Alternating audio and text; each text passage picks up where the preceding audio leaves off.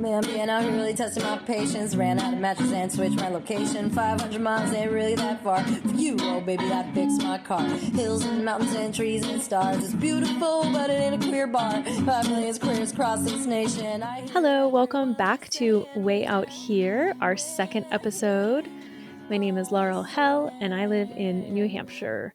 Originally, I'm from California, and I moved out here about a year and a half ago and got the idea for this podcast after making a little sticker that said, "Small Town Queer Collective, we're queer, we're way out here." I've always loved video editing. I used to want to do that as my career. Once upon a time, I had a secret podcast where I would basically play my awesome indie music playlists and break down the songs and talk about how cool they were. Yes, it was really silly, and I don't think anybody knew that or has ever seen those videos, hopefully. I do photography, so I knew how to kind of do the setup. I used to be a graphic designer, so I was able to make my logo and even the animation. The one thing I can't do is write music, so I want to thank Camel Toe for writing the theme song. It's awesome. It completely captures exactly how I feel being queer in a small town. That's Camel Toe with a K. That's K in sign language. That's K in lesbian. So please check out Camel Toe on Spotify. Go stream their music. They are seriously awesome. I met them in Oakland and was immediately impressed with their songwriting. So super stoked about having a Way Out Here theme song. And without further ado, I will introduce our fantastic guest, Becca. Becca and I were roommates our senior year of college in a tiny Mormon town. Although this is not an ex-Mormon podcast, I believe the market is thoroughly saturated in that regard, and I love it. I am an ex-Mormon, and I believe that faith and sexuality are very just intrinsically linked. You cannot really figure out your sexuality when your faith is prohibiting it. So we do talk a little bit about that on here and what it's like to be closeted and not really be aware of your sexuality because of your faith. We talk about small town life. We talk about dating in a small town. Becca is one of the most calming souls to be around. And so I really appreciated doing this episode with her and just being able to have a cozy chat, which is exactly what I want to do. Becca had a little bit of a scratchy throat during this call. You might hear it a little bit, but I think she sounds great. I apologize personally for my makeup. It was so hot, I was sweating balls, and my makeup was all over my face, my eyes. It just, whatever, deal with it. Yep, that happened. Again, if you're interested in talking to me or telling your story, please reach out at wayoutherequeerpod@gmail.com, or you can find me on Instagram or Reddit or YouTube. I even have a Discord now, so I have tried to put the links everywhere, so you can definitely find a way to contact me, and we'll get something set up so that we can just have a chat and create community, at least amongst ourselves. So thank you so much, and here is Becca. Welcome, Becca, aka Bestie, to Way Out Here. You want to tell me why you're on Way Out Here? I think it's because I'm a country bumpkin gay. That's right. I knew it. That's exactly right. I'm not going to lie. That's exactly what I am. Yeah, I think I am now too. And I was thinking over the 4th of July, it's not really a holiday I like celebrating. The country isn't super celebratable to me right now, but I put up a couple little things to, placate my conservative neighbors and a couple little stars and stripes things, not a flag. But I was just thinking how this country is ours too. The gays. Yes, the gays. And the country, out in the country, is also ours. And I think there's this misconception that only conservative people live in the country or belong in the country or deserve the country because, let's be honest, it's the best. It is the best. It really does belong to everyone, and this country belongs to everyone, and we can't give up on it. I love that. So that's exactly like my whole way I look at it too. I don't know if you knew that, but that's like my whole thing. I didn't know is that. like, is that being gay is nobody's choice, first of all, but that also means that wherever we are, it means that we've been everywhere since the beginning. Forever. Yes. Mm-hmm. We've always been here. And that's kind of the idea of this podcast is no, you can't just drive us to the city. Like, No, I know that a lot of people prefer city life, and I'm a half city girl. I do love city life too. I just prefer living country life. And, me too. a lot of people, they do choose to go to the city, but I actually left the city and chose Yeah. to live in a quiet place in a small town.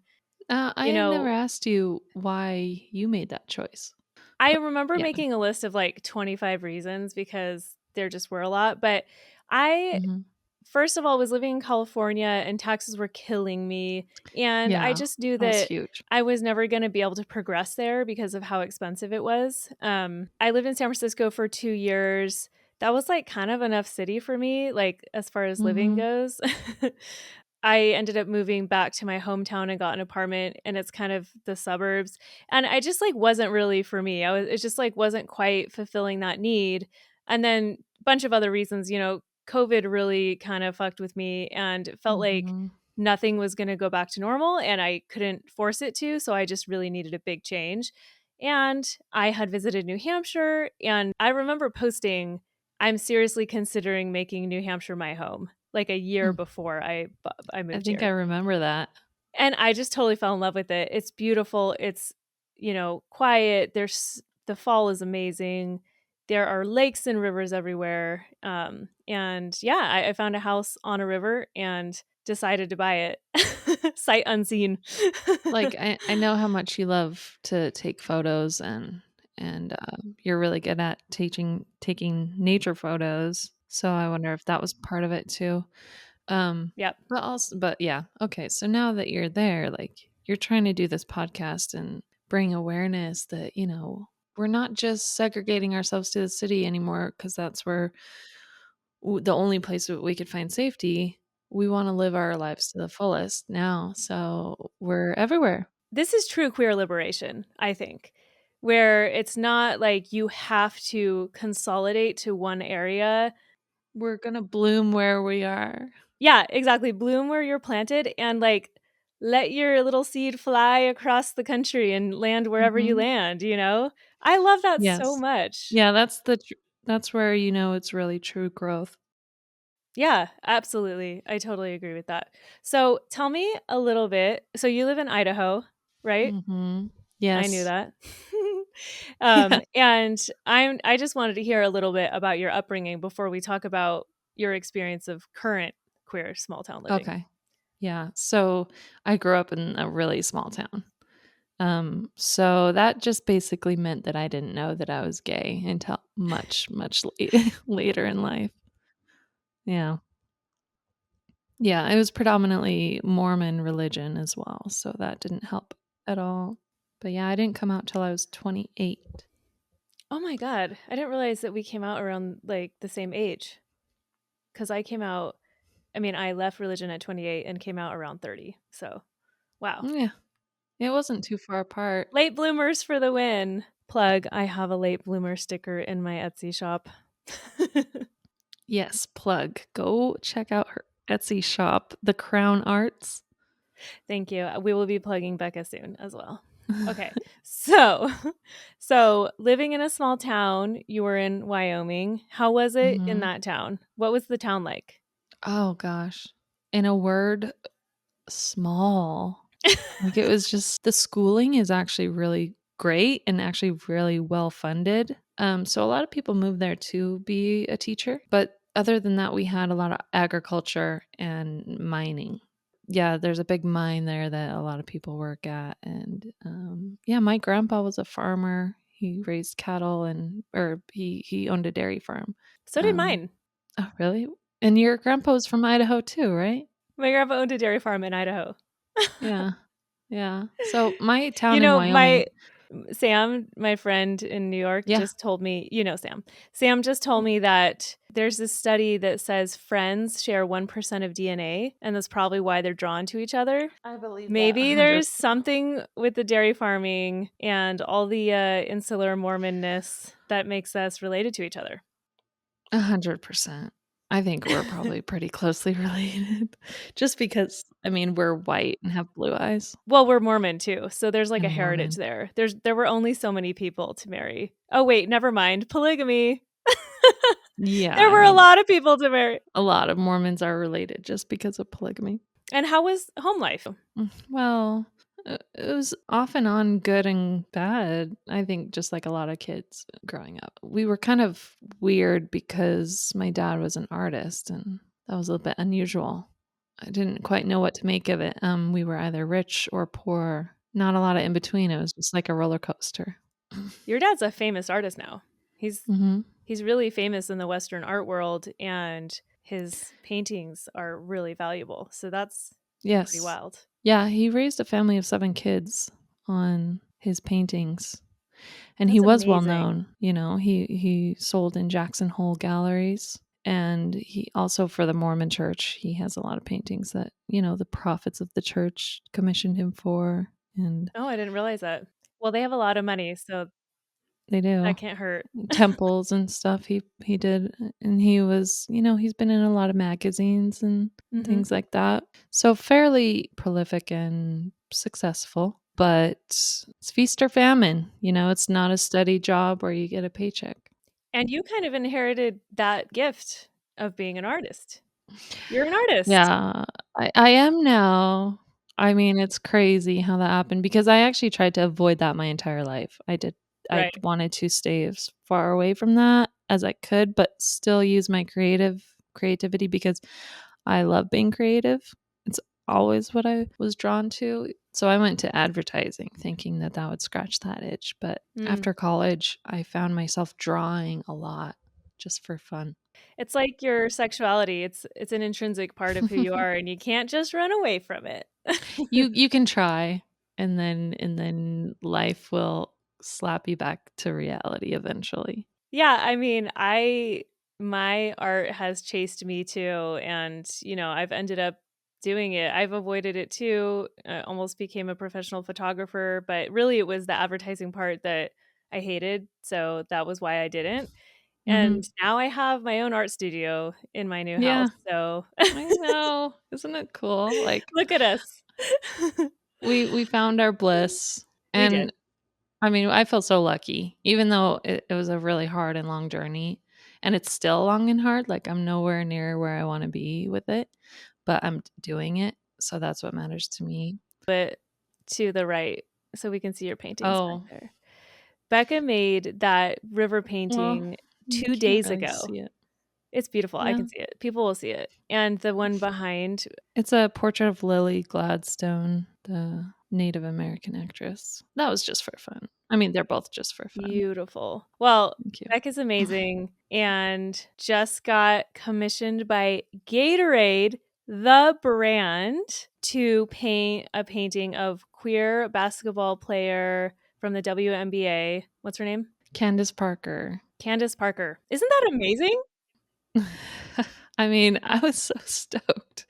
I was like, Insane. I mean, you're big time now. It's amazing. And the fact that she's queer, and I mean, that's so yeah. cool. And I can't wait for her to get it. I'm sure she's going to Hmm. post about it. Like, that's just so sweet. So, yeah. Yeah, I don't really advertise being queer anywhere on my Etsy shop or Yeah. anywhere. So I don't know if they knew or not, but I that's don't know, but I exciting. do get quite a lot of queer commissions, like couples, girls, and I paint them together. But yeah, that was the coolest thing. I couldn't, I didn't, I wanted to tell everyone, but I couldn't because I hadn't Yeah. finished it yet. I didn't want to Hmm. count my chickens before they hatch, but I shipped it last week and they're going to give it to her for her birthday soon. So tell us a little bit about, moving forward into college. Did you have any inkling in high school that you were queer? Did you have boyfriends, girlfriends? What was going on there? No, I mean, like I said, like growing up, you don't even know that it's a thing when you're that shielded or Like, I was taught my whole life that gay is completely a choice. Me too. And the only reason that people do it is to cause chaos. Yeah, that is so true. Like, just to cause chaos. Like, Yeah, what? that's the complete 100% sole purpose of choosing that lifestyle. Like, a pride march is just to irritate the Christians. That's the Yeah. only reason we do it. Yeah. Or that they've completely lost their soul and they've like given their soul to the devil. I remember distinctly, I remember being in a movie theater with my mom. I don't remember who else was there, but there was a gay couple, like 2 rows in front of us, and it was before the movie, so they were talking. My mom said, "See, every gay couple has a woman and a man half. Every Yeah. one of them has a feminine one and a masculine because they just can't replicate what we have." Yeah. And then I Yeah. posted about this the other day, but when I cut my hair short, I had a pixie for a little bit to grow out my undercut. And they came to visit, and my mom asked with trepidation, "What made you decide to be the male half of the lesbian relationship?" Oh gosh, it's like And I literally burst out laughing. I was like, "Mom, that's not a thing." Like, that is not a thing. no, it's really hard for them to break out of that Yeah, idea conditioning. that people are doing it as it's not a natural thing. Well, did you know, actually, I don't totally blame her because back in the 50s, this actually was more common for lesbians to be paired off as feminine and masculine. Um, and there was actually a derogatory term for women who wouldn't conform to one or the other within the lesbian community. Oh, It was called kai kai.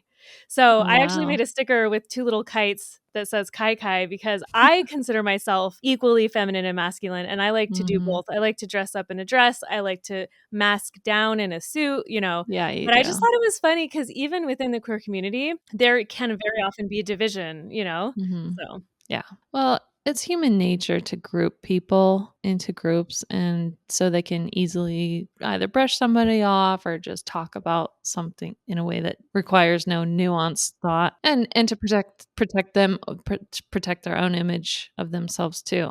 So it's completely natural and I get it. And also stereotypes are in some ways validated by truth.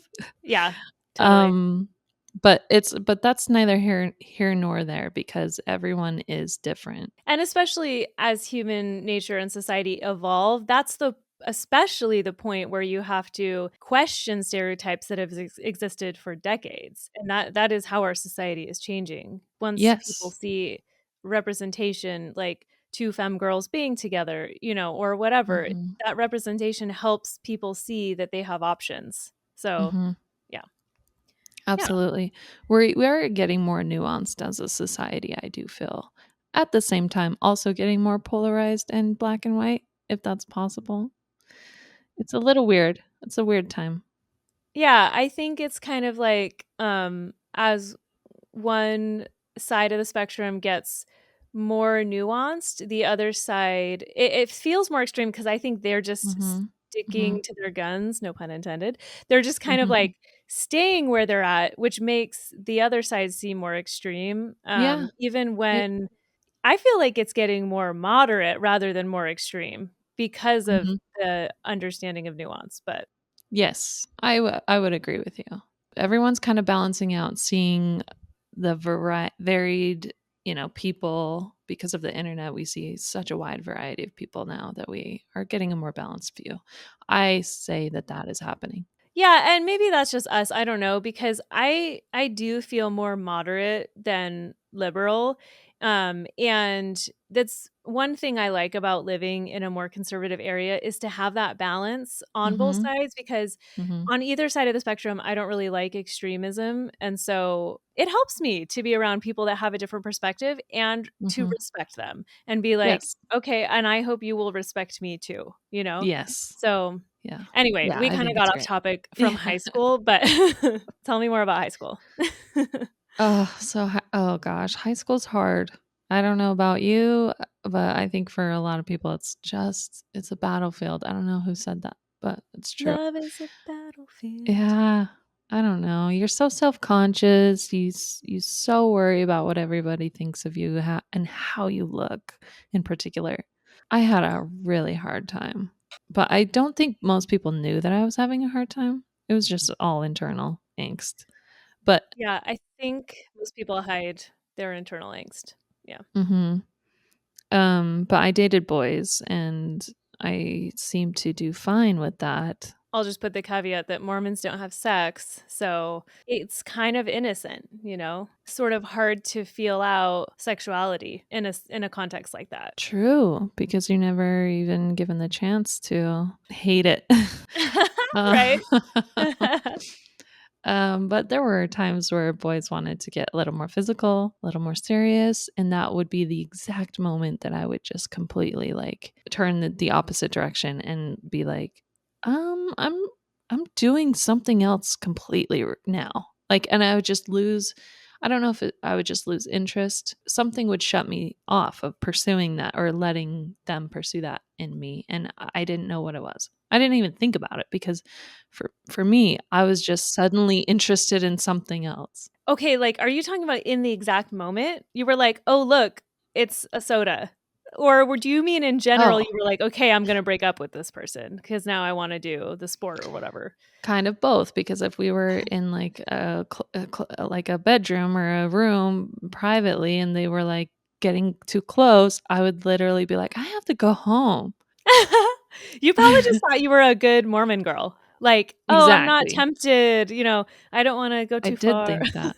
I did think that. Well, that was what I said to myself. I said, I said, "Oh, I can't be doing that. That's wrong. I'm being a good girl. It's a good thing that I left." It seems to be very common for queer people to misinterpret their hesitance around physicality to be righteousness. Like, Oh, it's it's so very easy. common. Yeah, because you just think, wow, like, I'm not even tempted by this, or wow, I'm such a good person. But you just weren't into it. You weren't interested, you know? I remember one guy, and this was me getting really close to accepting that I was gay. I was like getting there. Post college, I was dating Mhm. this guy, and just one day he said to me like, "You have an iron will," because every time we made out, I would stop, Oh my god, that's hilarious. That's and hilarious. that was the first time I'd ever really heard that before, and it really made me wonder like, I just wanted to get out of there, but I couldn't tell him that. But I could see that he was not comprehending at all that it was because I had no interest, which makes sense. Like, why would he ever assume that I had no interest? I was dating him. I was going out with him. I know. Yeah. I totally relate to this. Yeah. So that's what him saying that really got me thinking. Okay, and that was in college. So was that That was freshman year? after college actually. During college, did you ever have any inkling of your sexuality? Oh yeah. Well, that sounds promising. Yes, thank goodness, that at BYU, Idaho, you can live with girls or only have to live with girls because it really gave me a lot of exposure to girls and being in close proximity to girls because, if that hadn't happened, I don't think I would have met the girl that, got me to I don't know what the word is, kiss a girl. That's a good word. Yeah. To Yeah. explore. Explore. That was my first experience, and it was because we lived together. We had a lot of Okay. opportunity and chance to get close, and, And what did you think was happening? I thought we were best friends. Yeah. Common. Sappho and her roommate. You know, there's a whole subreddit called Sappho and her roommate where Oh, I don't know that. it shows like people historically being gay, and it's like, and this was their roommate. This is Yes. exactly what's happening here. Like, I'm always afraid that my nieces and nephews are gonna grow up thinking, "Oh, that's Aunt Becca and her friend," and everyone in the family kinda says "friend" with quote, unquote. I will shove it down their throats. This is my motherfucking partner, my girlfriend, my Yeah. lover. Yeah, I'm very open about it with my family just to avoid the family feeling awkward about it, telling their kids about it. Yeah. I wanna, like, help them be less awkward. But, yeah, so like, um, So you didn't know. You thought you were best friends. yeah, I was just like, I love her. I love being with her. She's my very, very, very best friend. I never once had the word lesbian in my mind or gay or homosexual or anything like that, even though we were fully sleeping together. I mean, how unbelievable is that? It's believable. She was the first one to say the word lesbian, and she was like, I'm just gonna quit school and be a lesbian. And I was like, no, you're not. Like I just even Oh then my I was God. like, She said no. that? Wow. Mhm. So she almost like made a big shift in her life. Yeah, I think she was thinking about it or something. I really didn't think she was even a lesbian. Right, because we were kind of taught it's not a thing. I mean, somebody in the church literally said the words, there are no homosexual members of the Church of Jesus Christ of Latter-day Oh, Saints. okay. Well, there you go. That's where I got that message then. Yeah, it's just insane. Like they view it as some type of identity politics Mhm. instead of Right. a reality, a lived experience and a real identity. Or a And so of feel like that course they actually feel feelings when they're around somebody. Like, you didn't believe that she was a lesbian. yeah. I was like, "We're Mormon." We can't be. Yeah. Yeah. Don't be crazy. What do you I like remember she was like sitting on my lap when she said that and I like hit her and I was like, "Don't talk like that." It was so just looking back on Oh, that, I was just like, "What was wrong?" I was so brainwashed. If I could go back when she said that, I would have been like, "Let's do it. Let's quit school." I know, I know. I think about honestly, I think about experiences in college too when I think one of my friends was trying to open up to me about their sexuality, but I didn't know how to respond either, and the way it Mm, sounded almost sounded like they had been in a predatory experience with someone else, like a predatory situation, and so mhm. I was just like, "I'm so sorry that this person made you uncomfortable." I think that's the way I said it. They probably told you in a way that made it seem like they were the predator because they were ashamed of how they felt also. I totally think so, and if I had been any different path, I would have been so much more aware and could have just been like, "Okay, like, were you uncomfortable? How did you feel? Like, what are you thinking about?" You know what I mean? Like, Those are the questions I wish somebody would have asked me. me too, and these things push people back in the closet, and so I have some guilt for that, but I also can give myself Oh, grace and yeah. recognize, like, we were all just freaking brainwashed. Yeah. Like, Yeah. Yeah, so, I blame nobody. yeah, I do It's the same. just that I do feel sadness that I didn't have somebody in my life to ask me and let me speak openly about how I felt. Yeah, absolutely. Yeah. So what Yeah. happened? What happened with her? Well, we were hiding our relationship. She was dating a guy at the same time. I think I dated a couple guys during our relationship, but I felt so guilty because what happened was we spent every waking moment together that we could, and it was a little bit of a toxic relationship to be honest. But I It was always is when somebody's hiding. It's going to be a little bit toxic. yeah, it might be because of that, but I think it's just it would have been even if we weren't hiding, That's if you fair. know what I Yeah. mean. Yep. Um, but I loved her and we had a lot of physical intimacy and time together. But eventually it got to the point where I was feeling too guilty, like I could not live with it anymore. I just couldn't live with the guilt. I felt truly like I was Satan's spawn, like I felt dirty, I felt unworthy. Unworthy was probably the biggest word that I would describe. Like I wasn't worthy to be going to church. I wasn't worthy to be taking the sacrament and or just professing to be a good girl because I wasn't. Yeah, But but you're the best. You're actually the best. and I put a lot of pressure on myself to be good. I have since I was little and I still do. I'm trying to break away from that, but being good is really important to me. So it was too much for me. And I actually ended up leaving school to go on a mission to get away from it and to make Wow. myself feel like I was a good girl again. Yeah, to be righteous again. Yeah. Yes. So I did that and I went on a mission and she ended up getting engaged to a guy while I was gone. So That's I upsetting. don't know if she's bisexual or what, but I just found out, and this is like 12 years later, that Yeah. she left her husband for a woman. So, Oh my um, God. yeah, I won't mention any names, but It's because you can't bury this stuff. You know, like this well, happens so much in religion. You try to follow the right path, but eventually it's going to come back out. It's going to come up. And it hurts everyone. It hurts the spouse, the straight spouse, it hurts really it's the religion that's to blame.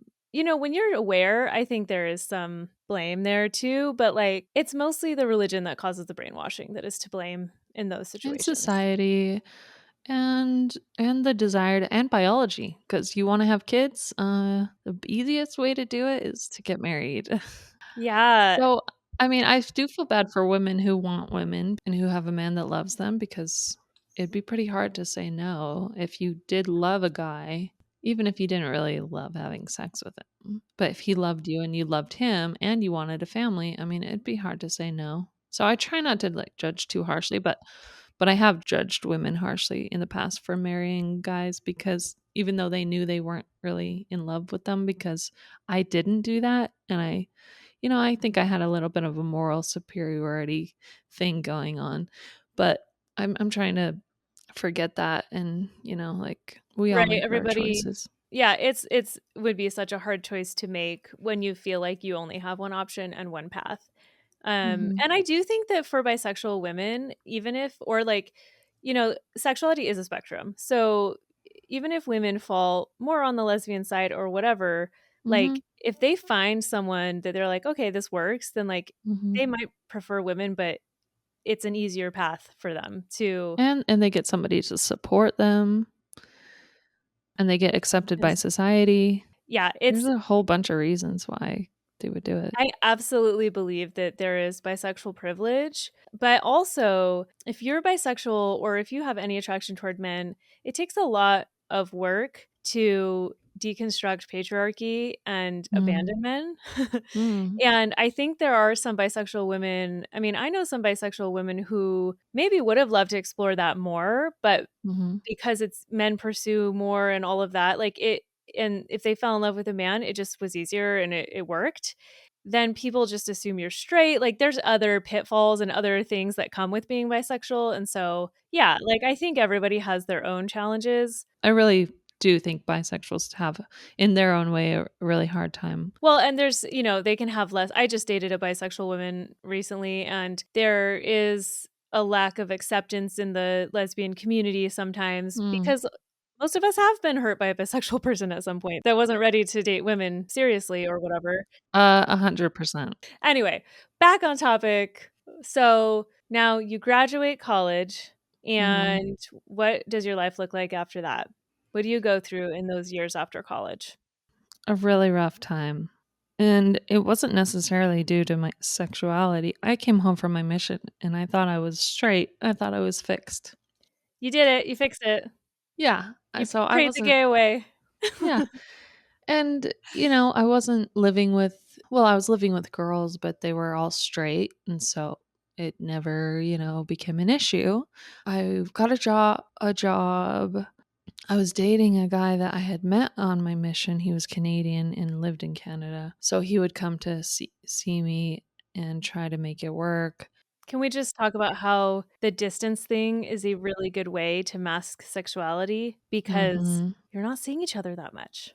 My only Yeah. boyfriend, or I dated men, the only boyfriend I had sex with after leaving religion, we were long distance too. But also being Mormon, it wasn't really an issue. That's true. Yeah. He wasn't trying to sleep with me right away, but he wanted to get married. And what was hardest for me was actually trying to find where I wanted to go, because I definitely felt different. I knew I didn't want to get married, and in that way I felt different. It wasn't necessarily that I knew I was gay. It was that I knew that I wasn't like other girls, because all my friends were trying to get married. Right. I actually feel the same way. Like anytime someone wanted to get married, I would like run away. And I kind of thought it was feminism. I did feel different because Mormon girls are not feminist, most of them. And so I thought that was it. But yeah, I think when you're in a culture where everyone's getting married quickly and young, you do feel kind of weird Yeah. that Yeah, you don't know exactly. why. Like, Yeah, I just wanted to get out. I wanted to be out in the world where there was more women who were maybe like me, who didn't feel like their purpose was to just get married and have babies. And so I tried to move to California for that, but it didn't work because I had no place to go. There was nothing there for me. So I ended up moving in with my brother in St. George, Utah, which is kind of far enough away from Utah that you kind of feel like you can have a new start. I just felt like there was nobody there that knew me. So that was the most important thing. But it was there that I got a phone call that my mom was going to pass away. She had cancer pretty much my whole life. And that's what got me to actually move back to Wyoming for a while. So, yeah, but between my mission and, moving around, getting away from home, and then coming back, it was like 6 years, 5 years. And I had never met with a girl. I hadn't met a girl that I dated or anything. I was out of that mindset for 5 years, 5, 6 years. I was not thinking about it. well, in the sense that, I mean, I just know this because I knew you this whole time, and I Hmm. felt like you were in a pretty depressive state a lot of this time. And Hmm. like, there's a lot going on in your life, but I do also think that the pushing down of your sexuality is such a huge part of that because, like, you're not who you are at all. So how could anyone know you? Even if you knew people in St. George, you're not being authentic. So how could anyone really know you, you know? And the longer Mm. you go in that state, the harder it becomes. Wow. You're not the first to say something along those lines to me. I think that a lot of people don't really feel like they know me. I don't necessarily think it's all because I'm gay or I think I'm gay. It's everything. I think it has more to do with the way I was raised and like my family situation Yeah, than like being gay. attachments. Yeah, that's Mhm. fair. Attachment styles are definitely formed by childhood. So, and I think it doesn't help to be isolated in a small town either, you know? Like, even No, when that's well, your preferred way to live, it's just not like you're have people in and out of your life a lot or people around you. But I guess it doesn't help, but when I lived in the city, I isolated as well. People were everywhere and I still managed to push people away. okay, maybe something to work on if you don't like it. Yay, therapy. Absolutely. But Yeah. that's what this is for. This is also therapy. Yeah. Yeah, Yeah. podcasting is great for me cuz people are somebody's talking to me. Yeah, me too. I did one interview and I loved it and I learned things about myself and I said things I'd never said before. It was Mm. awesome. Yeah. Yeah. And I Yeah, do hope to bring this out of people, you know? you will. You're doing it. Good Okay. job. So tell me, after that, Mhm. your mom passed away. I'm so sorry. Yes, thank you. You were there for the funeral, which meant a lot to me. So after she passed away, I knew that I was going to do something different than I had ever done. Part of the reason was just simply I couldn't go back to St. George just because I wanted to be closer to my dad because he was now alone and he's kind of old. So I moved to Salt Lake, which was kind of a mistake in that I didn't have a reason to go there for a job or anything. So, Yeah. and I didn't know anybody. And just losing my mom, I was so unstable emotionally. So I shouldn't have done that, but I did. And I did meet girls there. I met a lot of girls in Utah, dated some, mostly got my heart broken. How did you go from being closeted and thinking you Mm, had fixed yourself mm. to being ready to actually pursue dating women? Because that is a really brave, scary step. Well, I made it sound like I pursued I was doing made that move with that in mind, but I actually didn't. I so Well, when I say pursue, I mean you were open to it for the first time. I wasn't when I moved. No. No. So how So did it something happen? happened. Something happened to me. Okay. What happened? So what happened is that I was living in a town called Ogden, Utah for a couple years, and I Mhm. was still going to church. I was still being an active Mormon girl.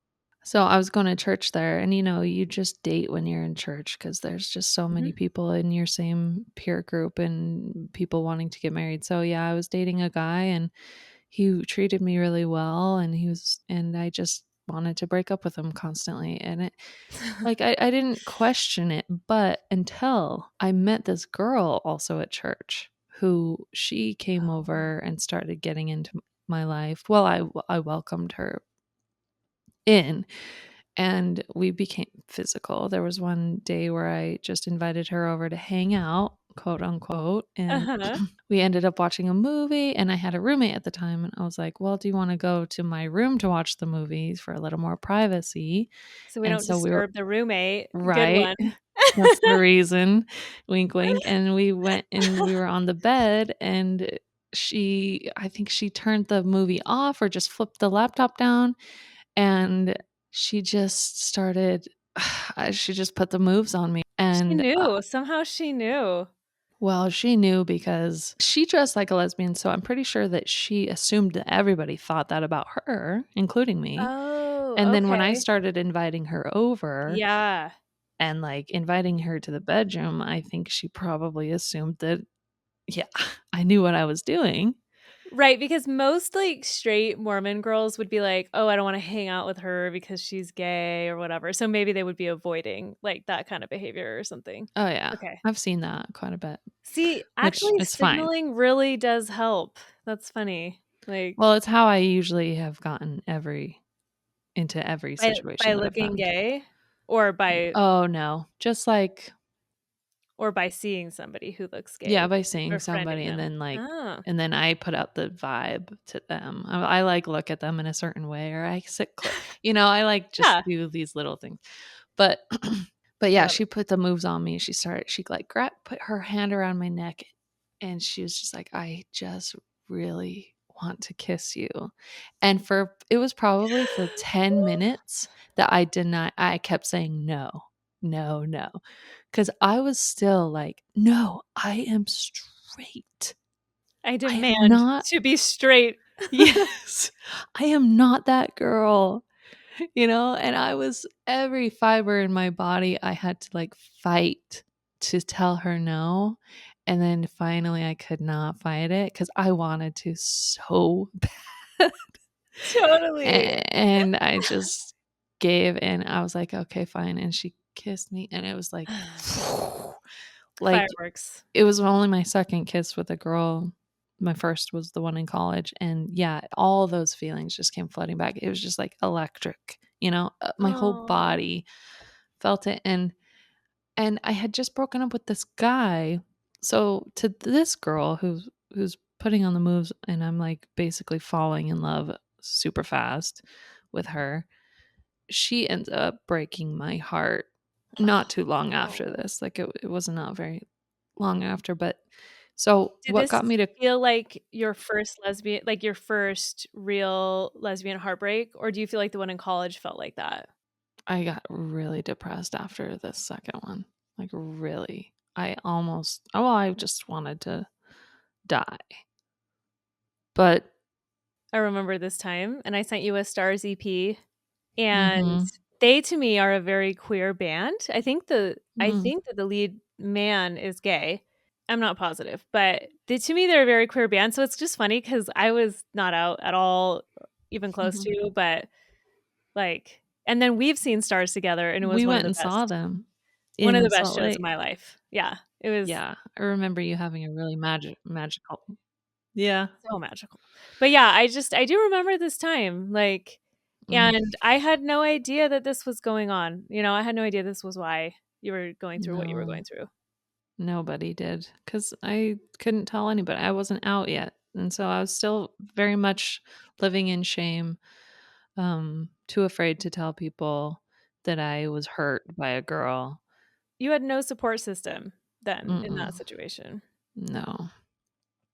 But yeah, what got me to come out was that, man, I just felt so worthless because this girl basically discarded me, like I was nothing. Mhm. And Yeah. I was still reeling from that.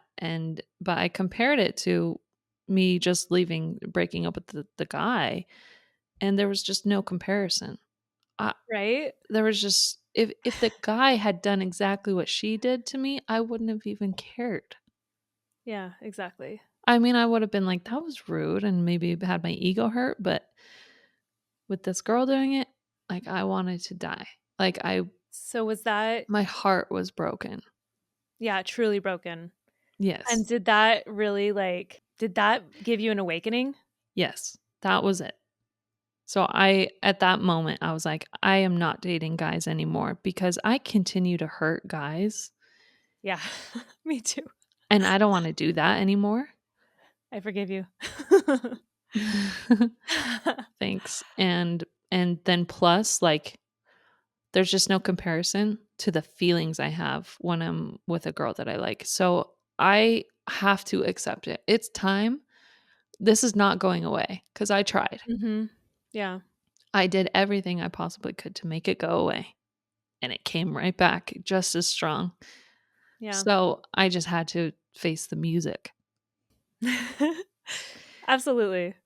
So that's what I did. I totally relate to this because I was in a relationship with a man, or I guess when I met the girl who got away, so called, the one who really gave me my first woman loving women heartbreak. Um, I was, I wasn't out of the church yet, and I was still dating men, but we became friends first. And then when I left the church and started dating a man seriously, we were really extremely close friends. Mhm. And it was way more than a friendship. When she discarded me, I have never in my life felt such a heartbreak and such a distress. It was love. I was in love. And it was really what woke me up.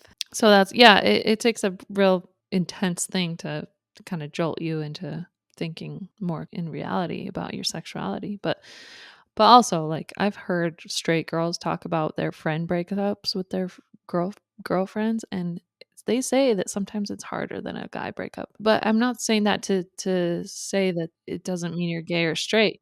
But Yeah, but yeah, and also when you're a lesbian, you are in your love with a friends girl, but too. you are friends too. So it's actually both. It's so much worse. You're so right. It makes it so much worse when you are in love with a friend or you're dating someone and are great friends. And that usually there is so much crossover in a lesbian Yeah, there's relationship. a lot of crossover. And I think you're right. That's why it's so hard to break up and to lose Doubly that. hard. And I Ugh. think that's why so many lesbians stay friends with their exes. Losing the friendship on top of the relationship is so hard. But I do think it's important. I'm going to take this into my next relationship, trying to have a balance Mhm. between I need to still have my own friends. I need to still do things without this person. Mhm. I think it's important to have that balance because then it's not so much of a ripping the Velcro apart, Like I really do feel like in a relationship, it's like Velcro where your hooks get into each other. And Mhm. when you're like connected, you're almost like bonded, and to pull it apart is it's hard. It's It like is really ripping a hard. bandage off your whole entire naked body. Your Yeah. naked body and naked soul. Yes. Every inch of you is in pain. Um, but yeah, I think lesbian relationships are so hard. I don't even know how to even make one work, and I've been dating women for over 10 years, and I still have no idea how to make it work. Hey, I'm also single. Clearly, I don't know how to make it work either. So Yeah, I don't know how they do it. I think it's, when you find the right person, they say that, but I do think it's true. Like when you find the right person and you both are intentional about dating and you're on the same page about what you're looking for, then Mhm. it just kind of flows when the Yeah. chemistry is there and everything. But there's so many factors that are at play and have to be on the same page, like timing, where you're at in life, what you're looking for, what you're willing to sacrifice, the actual chemistry, Location. location, speaking of. Actually, that's a good pivot. Let's talk about dating in a small town. Yeah. A nightmare. A complete nightmare.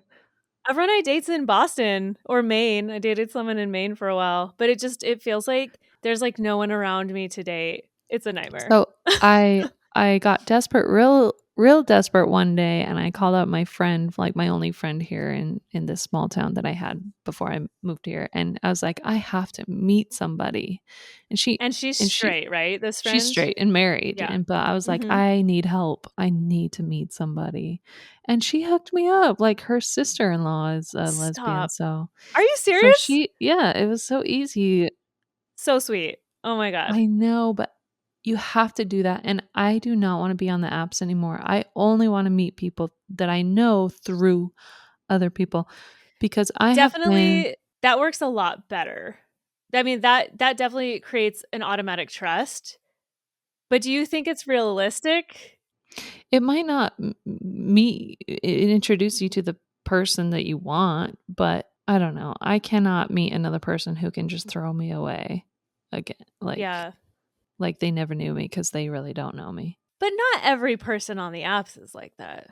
My thing is that I don't know how I would even I don't know anyone here. So I'm like, I don't even know how I would like get networking in order to meet somebody. You know what I mean? Like I know. I know. I just use the one person. Find anybody. I know. I'm sorry. I think you have to really get creative and you have to ask the people you know, "Do you know anybody here yeah, in this that's area true. that's Yeah, gay?" okay. Ask everybody you know, "Do you know anybody that's even close to my area?" My electrician is gay and my painter is a queer owned, a gay owned company. I looked for specifically gay owned companies to work with and I could ask them. I'm sure they have lesbian friends, right? I could ask them. Yeah, Actually, I'm hoping to get some of them on the podcast too. So we'll but see. I mean, ask the people that you knew before you moved there, "Do you know anybody in this area?" Like college Yeah. friends, college acquaintances even, like, get super weird with it because I mean, your brother lives in New Hampshire, but he doesn't know uh, anyone gay besides you. he might. I'll ask. Okay. If he knew and he didn't tell me about it, I'm gonna have an issue with that. I actually want to date a lesbian in the city so that I can spend more time in the city too. And they can get It's a fair. little, like, a little escape from the city out here too.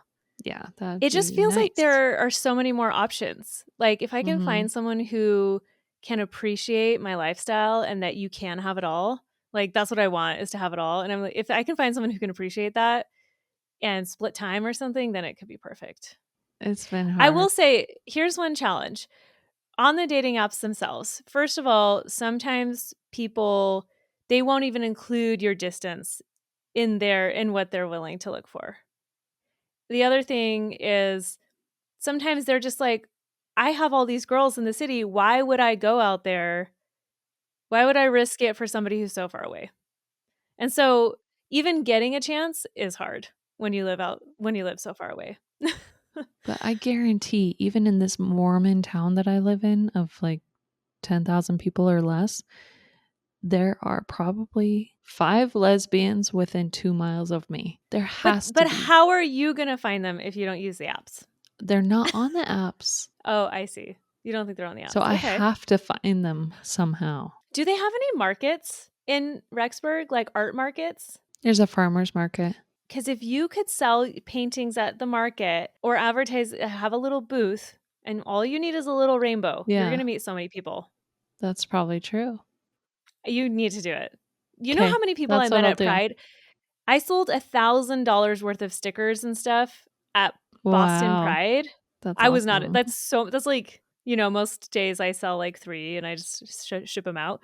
So it was a lot, but I met so many cool people. That was the best part about it, was like Okay, meeting so many awesome people. So I think I'll definitely do think that. about doing that. Yeah. I'm going to. And if they have a Pride event, you could also, sign up for a booth at the little Pride that they have. Yes. Yeah, no, that's a really good idea.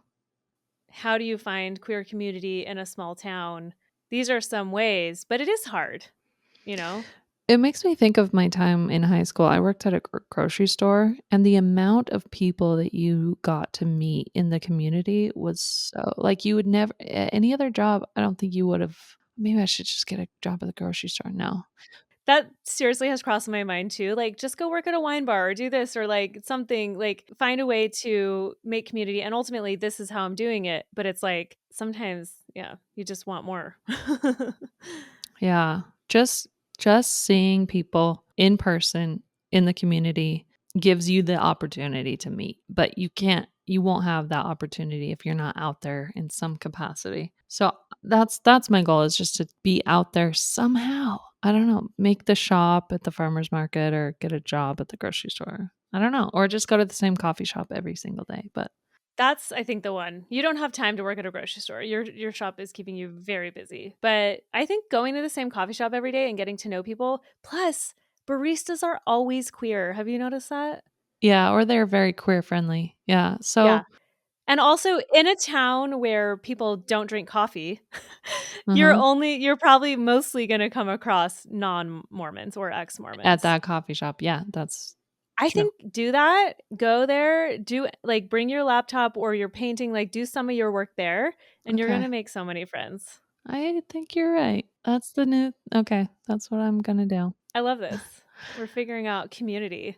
Yes. Okay, I have this deck of cards, That looks like a tampon box. Okay. Sapphic lovers. deep cuts.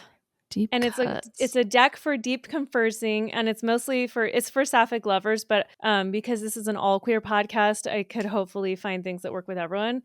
But Okay. I made this deck and I want to do like a card from it every time with my guest. Okay. And it's That's like fun. a question. It's like a random one. If you don't like it, we can pick another question. How does teasing make you feel? Is there any teasing that crosses your boundaries? That is such an interesting question. I am infamously bad at being teased.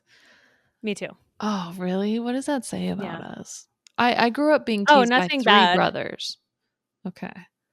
But yeah, my whole family teased me when I was little, and I just felt so like unprepared for it. Like I didn't know how to take it.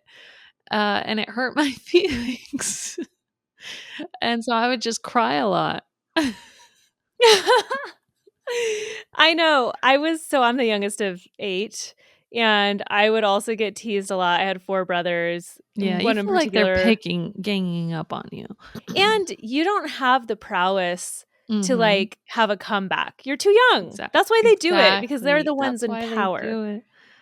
Oh, and so I feel like I've kept that with me my whole life is this inadequacy. Like if somebody's teasing me, it's because they don't respect, like don't think I have Yes, the prowess, and that's why they're doing it. And I will get angry still if I feel me like too. somebody's kind of like um doing it because they know that they can. Because I don't Anytime I know. get teased, even if it's in good fun, I feel like it's disrespect. It feels like bullying to me. And Unless it's coming from somebody who is my friend, then I love it. a little lighthearted teasing is fun. I think when it's like you can sense when it's coming from a place of truth or something, or when there's a biting edge to it. I think you can tell the difference. But When they're definitely doing like it to prove to you that they have power. that's why in relationships it's so dicey. You're like, I don't want to. I want an even like egalitarian relationship. I don't want any type of power dynamics. And so, yeah, when there's teasing in a relationship, it always makes me like skeptical. Like, Oh, I why? see. Okay, Yeah. I see that now because I've known that about you. Now I know why. I enjoy banter in a relationship with my person because I love to be pushed on things that are true about me. Oh, But okay. if I feel like somebody is, and it's usually it is more of a dismissal. If I feel like they're dismissing me because they truly look down, like if I feel like they look down on me or don't respect me, that's when I do not like um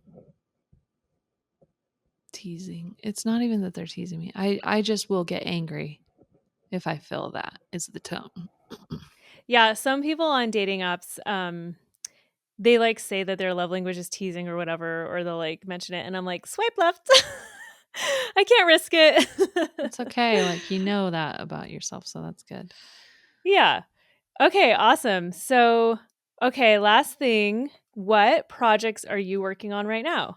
Well, just the Etsy business, got my shop going. I do like 2 or 4 paintings a day. The market is full and ready, which has been a blessing to me. But yeah, other than that, I'm just trying to do my own paintings. What kind of paintings do you do? I'm trying to find my thing.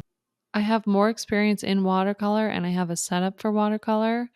I would do oil if I had the setup for it, but it's a little more messy. It takes a little more setup. A lot of drying time. Yeah. Yeah. Watercolor dries really fast. So I'm doing watercolor right now, but I'm always dabbling. Like, I love pen and ink. This is just some doodles that I was doing the other day. Amazing. And Wow. Those are so good. I just joined an art group in Idaho Falls that gets together once a week and we just work on our own things. So you never That's know. amazing. I Yeah. like doing illustrative type things.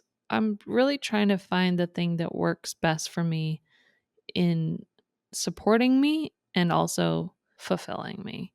I think you can do both. You have your watercolor Yeah. I just started commissions. this watercolor today. It's like the first layer, so it's obviously Yeah. it's the first wash, but I'm Yeah. trying to do bigger ones than I ever have. So That's awesome. I think that's amazing. And where can people find you? you can find me on Etsy.com. You can search by shop name for Becca Ann Price Studio, or you can just type in Etsy.com/shop/Becca Ann Price Studio. Perfect. Are you on Instagram? I will be. Okay. I'm on a hiatus, but Becca I'll Becca Ann Price Studio. Yep. Okay. Great. Are So you look for me open to there. networking if anyone's interested in connecting with you? Absolutely. I need more community. I love people. I love meeting new people, and yeah, I need new friends, and I need to find a lover. So So put there that you out go. there. Okay. We're putting that out there to the ethos, to the river witches, to all the spirits to find you a lover. Mhm. Becca, thank you so much for being on the podcast today. Thank you, It was Laurel. This is a so much treat. fun. It was. I really loved it. I had such a great time, and I'm so Yeah, excited for this. me too. Thanks for putting it together. Yeah. Maybe we say, oh, how about I say, we are queer, and you say, we're way out here. We're queer. And we're way out here. Perfect. Man, being out here really testing my patience. Ran out of mattress and switched my location. 500 miles ain't really that far. For you, oh baby, I'd fix my car. Hills and mountains and trees and stars. It's beautiful, but it ain't a queer bar. 5 million queers across this nation. I hear every one of them saying we're